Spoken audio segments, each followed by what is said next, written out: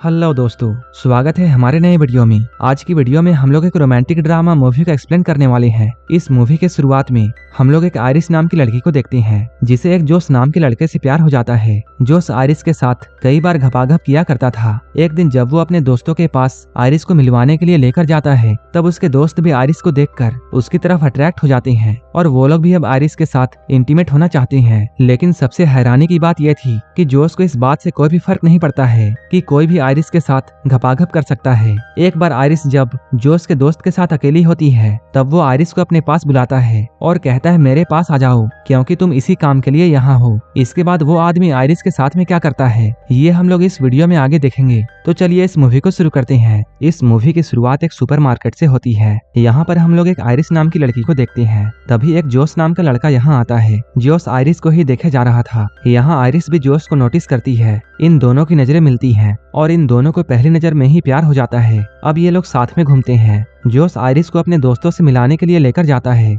यहाँ आयरिस उससे बोलती है तुम्हारी दोस्त कैट मुझे बिल्कुल भी पसंद नहीं करती है। जोश कहता है कैट ऐसे ही है, इसलिए तुम उसकी बातों का बुरा मत मानो। इसके बाद ये लोग अंदर जाकर कैट से मिलते हैं। यहाँ इनके दोस्त पैट्रिक और इलाई भी आए हुए थे। ये सभी लोग अभी जिस घर में थे, ये घर सरगे का है। वैसे तो सरगे कैट का बॉयफ्रेंड था, लेकिन आयरिस को देखने के बाद अब उसकी निगाहें आयरिस पर पड़ जाती हैं। आयरिस और जोश काफी लंबे सफर से आए थे, इसलिए आयरिस ऊपर जाकर शावर लेती है। इसके बाद जब ये सभी लोग बैठे हुए थे, तभी पैट्रिक अपनी और इलाई की कहानी सुनाता है कि वो लोग एक दूसरे से कैसे मिले और उन्हें भी पहली नजर में ही प्यार हो गया था। उनकी कहानी को सुनने के बाद आयरिस कहती है मेरी भी कहानी कुछ इसी तरह है। आयरिस जब अपनी बातों को बोल रही थी, तभी वो नोटिस करती है उनका कोई भी दोस्त उसकी बातों पर ध्यान नहीं दे रहा था। यहीं पर हम लोग सरगे के बारे में जानते हैं। सरगे कई सारे इल्लीगल काम भी करता है। यहाँ पर कैट आयरिस से ये कहती है सरगे के पास सब कुछ है और उसकी तो एक सुंदर बीबी भी है। मैं तो बस उसकी टाइम पास हूँ। उसका जब भी मूड बनता है वो मेरे साथ इंटीमेट होता है। कुछ देर के बाद ये सभी लोग यहाँ डांस करने लगते हैं।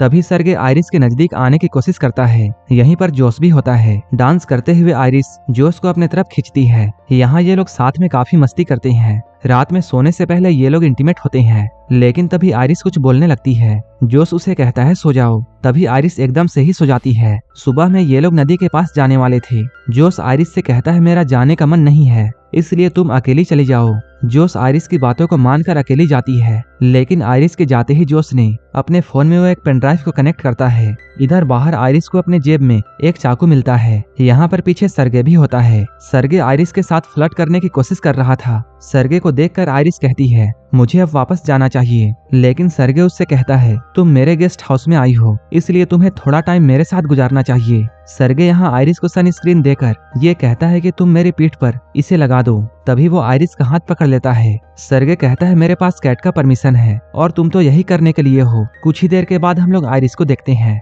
जो कि खून में पूरी तरह लथपथ थी। आयरिस कहती है मैंने उसे रोकने की कोशिश की, लेकिन वो नहीं रुका और वो मेरे साथ जबरदस्ती करने वाला था। वो मुझे गला घोंटकर मारना चाहता था, इसलिए मुझे उसे मारना पड़ा। ये सुनकर जोश आयरिस से कहता है सो जाओ। तभी आयरिस अचानक सो जाती है। यहीं पर हम लोग ये समझ पाते हैं आयरिस कोई इंसान नहीं बल्कि एक रोबोट है। अब इन लोगों ने आयरिस को बांध दिया। ये लोग आपस में ये बातें करते हैं हम लोग पुलिस को साफ साफ कह देंगे कि सरगे के साथ सारा कुछ इसने किया है। यहाँ पर जोश इलाई से कहता है तुम बाहर जाकर पुलिस को फोन करो और मैं आयरिस को लास्ट बार गुड बाय कहना चाहता हूँ। इसके बाद वो आयरिस को ऑन करता है। ऑन होते ही आयरिस पूछती है तुमने मुझे बांध कर क्यों रखा है और मेरे साथ ये सब क्या हो रहा है। जोश यहाँ आयरिस को सब कुछ सच बताता है। वो कहता है तुम एक रोबोट हो और मैंने तुम्हें अपने लिए खरीदा था। तुम्हारी सारी की सारी फीलिंग्स बस प्रोग्रामिंग है। यहाँ पर जोश उसे अपने फोन से कंट्रोल करके उसे बताने की कोशिश करता है कि तुम सच में एक रोबोट हो, लेकिन आयरिस उसकी बातों पर विश्वास नहीं करती है। वो कहती है मुझे मेरी पूरी जिंदगी याद है। जोश कहता है वो सब भी आर्टिफिशियल झूठ है और ना ही हम लोग किसी सुपरमार्केट में मिले थे, बल्कि तुम्हें तो मेरे घर में डिलीवर किया गया था। अब हम लोग उस वक्त को देखते हैं जब आयरिस जोश को दी जा रही थी। कंपनी वाले जोश से ये कहे थे कि ये रोबोट बिल्कुल सेफ है, ये कभी भी किसी इंसान या फिर किसी जानवर को हर्ट नहीं कर सकती है और ना ही ये कभी आपसे झूठ बोलेगी। यहाँ तक कि आप इसे अपने तरीके से कस्टमाइज भी कर सकते हैं। आप इसके साथ जो भी कुछ करना चाहें वो सब कुछ आप कर सकते हैं और जब भी आप इसे रिसेट करना चाहें तब इसके कान के पीछे अपना थंब स्कैन कर देना होगा। इसके बाद जोश आयरिस के सामने बैठकर उसके अंदर लव वाला फीलिंग डेवलप करने लगता है, जिससे आयरिस को ऐसा लगता है जोश उसका बॉयफ्रेंड है और अब वो जोश को अपना सब कुछ मानती है। वो उसके साथ कई बार इंटीमेट भी होता है, लेकिन अब जोश ने आयरिस को सब कुछ बता दिया था। वो कहता है तुम्हारी सारी फीलिंग्स प्रोग्रामिंग है। ये सुनकर आयरिस रोने लगती है। आयरिस कहती है मैंने मान लिया कि मैं एक रोबोट हूँ, लेकिन फिर भी मैं तुमसे प्यार करती हूँ और मैं तुम्हारे साथ रहना चाहती हूँ। लेकिन तभी वहाँ पर कैट आती है। कैट जोश से कहती है इसे बंद करो,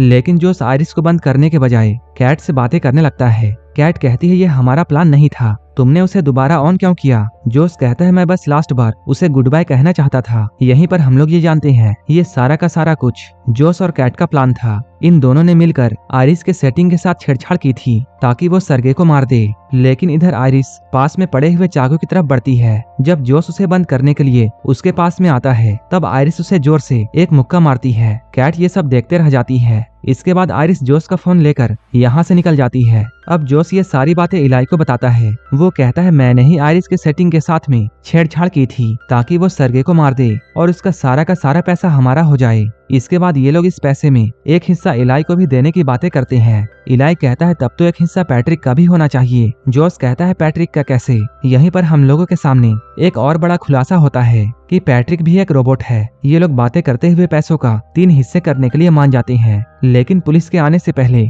उन्हें आयरिस को ढूंढना था ताकि वो लोग उसकी सेटिंग्स को पहले की तरह कर दे और पुलिस को उन पर शक ना हो। इधर आयरिस जोश का फोन लेकर आई थी और वो जोश के फोन को खोलकर अपनी सेटिंग्स खुद से ही चेंज कर लेती है और वो अपने इंटेलिजेंस को 100% कर देती है। इसके बाद वो ये सोचती है कि अब वो इस जंगल से कैसे निकले। अगर आयरिस चुपचाप जोश के कार तक जाती है, तब वो जोश के फोन को यूज करके उसके गाड़ी को खोल सकती है और आराम से यहाँ से निकल सकती है। लेकिन तभी यहाँ पर इलाई और पैट्रिक आ गए। लेकिन यहाँ पर हम लोग ये जानते हैं कि पैट्रिक को पहले से ये पता था कि वो एक रोबोट है। उसने ये बात अपने आप ही जान लिया था। पैट्रिक कहता है ये बात जानने के बाद भी मैं तुमसे उतना ही प्यार करता हूँ और तुम्हारी और मेरी पहली बार मिलने की जो मेमोरी है वो मेरे लिए बिल्कुल सच है। इलाई कहता है हाँ मैं भी तुमसे बहुत प्यार करता हूँ। लेकिन तभी जोश का फोन बजता है। इलाई ये समझ जाता है कि आयरिस यहीं है। आयरिस यहाँ से भागने की कोशिश करती है, लेकिन वो दोनों टकराकर गिर जाते हैं। ये लोग गन को लेने के लिए फाइट करते हैं, लेकिन इसी बीच इलाई को गोली लग जाती है। अब आयरिस फिर से भागती है और वो जल्दी से जाकर जोश के कार में बैठ जाती है, लेकिन ये कार बिना जोश के वॉइस कमांड के ऑन नहीं हो सकती है। इसके बाद आयरिस अपने कंट्रोल में जाकर अपनी आवाज चेंज करने की कोशिश करती है। तभी बाहर जोश एक पत्थर उठाकर कार के शीशे को तोड़ने की कोशिश करता है। ये शीशा टूटने ही वाला था, लेकिन तभी कार चल जाती है। अब आयरिस जोश को पीछे छोड़कर यहाँ से निकल जाती है। इधर जोश अंदर आकर सरगे का फोन ढूंढने लगता है। उसने सरगे के फोन से अपने कार चोरी होने की कंप्लेन कर दी। तभी कार साइड में लगकर अपने आप बंद हो जाती है और इसके दरवाजे भी अपने आप लॉक हो गए। इसके बाद जोश आयरिस को कॉल करता है। वो कहता है बेबी अभी भी कुछ भी नहीं बिगड़ा है, तुम मेरे पास आ जाओ और हम लोग मिलकर सब कुछ ठीक कर देंगे। हम लोग सारा का सारा ब्लेम पैट्रिक पर डाल देंगे कि उसने ये सब किया है। लेकिन आयरिस ने अपने इंटेलिजेंस को इतना बढ़ा दिया था कि वो जोश के झांसे में आने वाली नहीं थी। आयरिस कहती है तुमने मुझसे मर्डर करवाया है। इसके बाद आयरिस उससे ब्रेकअप कर लेती है। इसके बाद जोश पैट्रिक के पास में जाता है। वो इलाई के थंब प्रिंट से पैट्रिक को रीसेट करता है और वो पैट्रिक को अपने से कनेक्ट कर लेता है। अब पैट्रिक को इलाई के जगह में जोश दिख रहा था। इसके बाद जोश सेटिंग में जाकर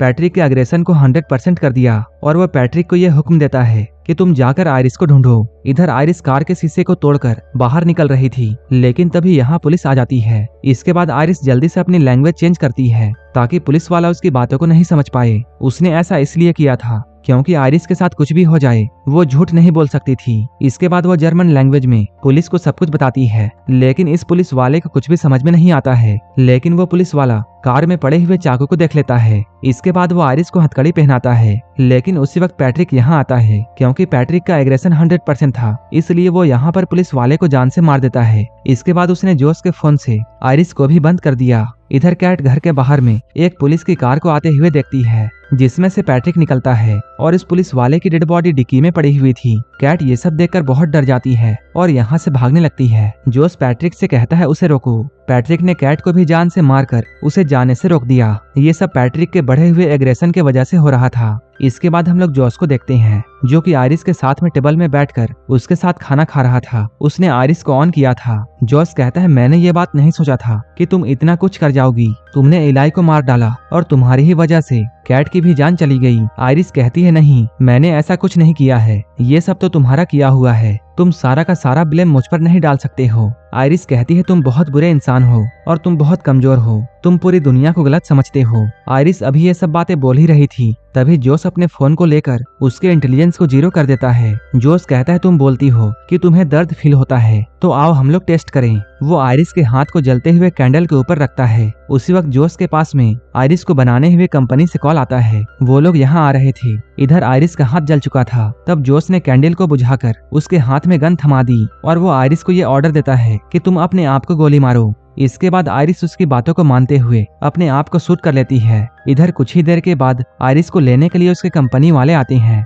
यहाँ उन लोगों के सामने पैट्रिक एक पुलिस वाला बनता है, जिस पुलिस वाले को उसने मार दिया था। वो लोग पैट्रिक को देखकर ये कहते हैं, तुम्हें देखकर ऐसा लगता है कि तुम्हारा चेहरा काफी जाना पहचाना है। लेकिन इन लोगों को याद नहीं आ रहा था कि इन्होंने पैट्रिक को कहाँ देखा है। तभी एक आदमी कहता है, हमारा काम तो बस इस रोबोट को ले जाना है और बाकी का काम हमारे कंपनी वाले देख लेंगे। लेकिन आयरिस के साथ में जो भी कुछ हुआ था उन सभी की रिकॉर्डिंग आयरिस के मेमोरी में होती है और वो मेमोरी कार्ड उसके पेट के एरिया के पास में होती है, जो कि अभी भी बिल्कुल सेफ थी। जोस ये बात जानकर बिल्कुल डर जाता है। कंपनी वालों को भी ये अंदाजा था कि पक्का जोस ने ही आयरिस के साथ में गलत किया होगा और उसी ने इसके सेटिंग के साथ में छेड़छाड़ की है, क्योंकि उनका बनाया हुआ रोबोट इतना कुछ नहीं करता है। लेकिन तभी पैट्रिक इन लोगों के सामने आ जाता है। पैट्रिक इनमें से एक आदमी को मार देता है, लेकिन दूसरा आदमी पैट्रिक से बचकर भागता है। वहीं इधर अंदर इन लोगों के वैन में आयरिस रिबूट हो चुकी थी। इधर बाहर पैट्रिक ने उस लड़के को पकड़ लिया था, लेकिन आयरिस यहाँ आकर पैट्रिक को हर्ट नहीं कर पाती है, क्योंकि उसकी सेटिंग्स रिबूट हो चुकी थी। तभी आयरिस कहती है, पैट्रिक जोस तुमसे प्यार नहीं करता है, वो तो बस तुम्हारा इस्तेमाल कर रहा है। यहाँ पर आयरिस पैट्रिक के सामने वही लाइन्स बोलती है जो कि पैट्रिक ने इलाई को बोली थी। वो कहती है, याद करो तुम इलाई को प्यार करते हो, ना कि जोस को। आयरिस कहती है, पैट्रिक तुम जानते हो हम लोग झूठ नहीं बोल सकते हैं। आयरिस की सारी बातों को सुनकर पैट्रिक को इलाई याद आ जाता है। इसके बाद वो अपने आप को खत्म कर लेता है। इसके बाद आयरिस इस लड़के से एक हेल्प मांगती है। वहीं इधर अंदर हम लोग जोस को देखते हैं। यहाँ सारे के सारे पैसों को लेकर जोस यहाँ से भागने वाला था, लेकिन तभी उसे अपने दोस्तों की आवाजें आने लगती हैं। ये सभी आवाजें आयरिस निकाल रही थी, क्योंकि उस लड़के ने आयरिस के सेटिंग के साथ छेड़छाड़ करके उसे सभी चीजों का फुल एक्सेस दे दिया था। अब जोस का फोन भी आयरिस को रोक नहीं सकता है, लेकिन अभी भी आयरिस जोस को हर्ट नहीं कर सकती थी, क्योंकि वो उससे अभी भी प्यार करती है। इसी चीज का फायदा जोस उठाता है और वो आयरिस को बहुत मारता है। वो इस बार आयरिस के पेट में गोली मारेगा ताकि उसकी सारी की सारी मेमोरी चली जाए और वो हमेशा के लिए मर जाए। लेकिन अपने आप को बचाने के लिए आयरिस उस पर हमला कर देती है और इस हमले में जोस मारा जाता है। अब आयरिस अपने रोबोट होने की सच को एक्सेप्ट कर लेती है और यहीं पर ये मूवी खत्म हो जाती है। इसी तरह की मूवीज के लिए आप हमें टेलीग्राम और इंस्टाग्राम पर फॉलो कर सकते हैं, जिसका लिंक डिस्क्रिप्शन में दिया हुआ है। और मूवी अच्छी लगी हो तब एक लाइक जरूर कर देना और ऐसे ही वीडियोस के लिए हमारे चैनल को जरूर सब्सक्राइब कर लेना। तो मिलते हैं हमारे नेक्स्ट वीडियो में।